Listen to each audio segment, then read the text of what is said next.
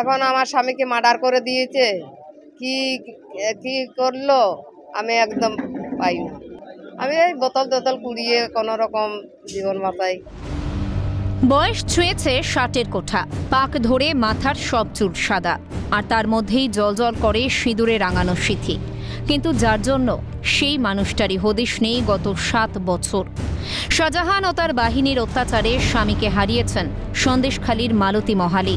বিজেপির তরফে ক্যাম্প হচ্ছে জেনে পৌঁছে গিয়েছেন। যদি খোঁজ মেলে 7 বছর আগে হারিয়ে যাওয়া স্বামীর। এখন আমার স্বামীকে মার্ডার করে দিয়েছে। কি কি করলো আমি একদম পাই না। অভিযোগ, 7 বছর আগে মালতীর স্বামী দুলাল মহালির জমি কেড়েছিল শাহজাহান ও তার বাহিনী।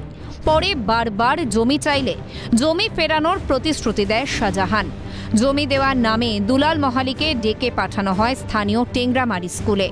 ওই শেষ, আর বাড়ি ফেরেননি দুলাল। স্বামীকে আর কোনো দিন দেখেননি মালতী।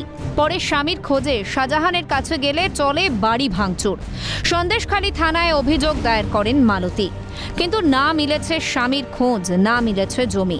পরিস্থিতি এমন হয় যে সন্দেশখালী ছেড়ে হাড়োয়ায় থাকতে বাধ্য একলা বৃদ্ধা। ওই রহিম বক্স, খালে, অলি, এদের কাছে সব আমার জমি রয়েছে। ডাকলো, বললো কি এই স্কুলে বসো, স্কুলে তুমি এসে এখানে থাকো, এখানে সব একটা আলোচনা হবে। সেই আমার স্বামী আর পাই না। আমি এই বোতল কুড়িয়ে কোনো রকম জীবন বাঁচাই। কোথায় থাকে না? হাড়োয়া। সন্দেশখালীর বাসিন্দাদের অভিযোগ শুনতে ও তাদের সমস্যার সমাধান করতে ক্যাম্প চালু করেছেন আইনজীবী তথা বিজেপি নেত্রী প্রিয়াঙ্কা টিবরেওয়াল। স্বামীর ভোটার আধার কার্ড নিয়ে স্বামীর খোঁজে ক্যাম্পে মালতী মহালি। যদি খোঁজ মেলে 7 বছর আগে হারিয়ে যাওয়া স্বামীর। পঙ্কজ বিশ্বাসের রিপোর্ট, ক্যালকাটা নিউজ।